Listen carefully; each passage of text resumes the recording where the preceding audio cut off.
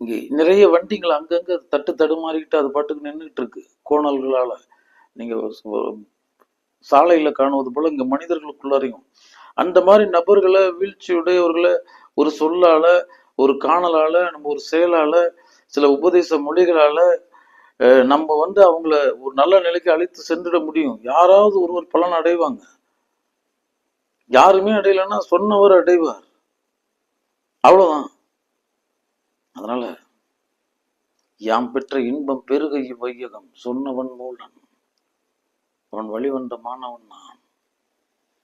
நன்றி மரபு எங்களுடையது, வசி சிவசித்த மரபு எங்களுடையது. இத முதல்ல ஒரு சிந்தனைக்குள்ளார கொண்டுட்டு வாங்க.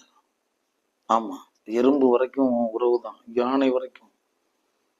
ஆமா, நீ என்ன பெற்ற வந்த போனன்றதெல்லாம் இருக்கட்டும். இந்த நான் வாழ்ந்ததின் பலனை இந்த சகம் தந்ததுல அதை நான் என்னால் இயன்றதை நான் இந்த நாள் நான் செய்தேன். என்னுடைய சக ஜீவன்களுக்கு, சகோதரங்களுக்கு. ஈயும் என் சகோதரன் தான், எறும்பும் என் சகோதரன் தான், நாயும் என் சகோதரன் தான், பேயும் நம் சகோதரன் தான். அதெல்லாம் ஒன்றும் கிடையாது. சும்மா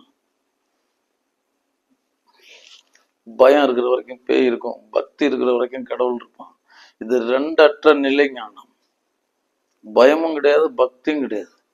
அங்க அப்பாட்டுக்கு ஒரு மரமா ஆகி இந்த இயற்கையினுடைய பெரும் திட்டத்தை அதை முழுசா அங்கீகரித்து அசையாத நிலை, மௌனத்தின் பேரால், யோகத்தின் பேரால் ஞானத்தில் இருக்கும் பெரியவன்.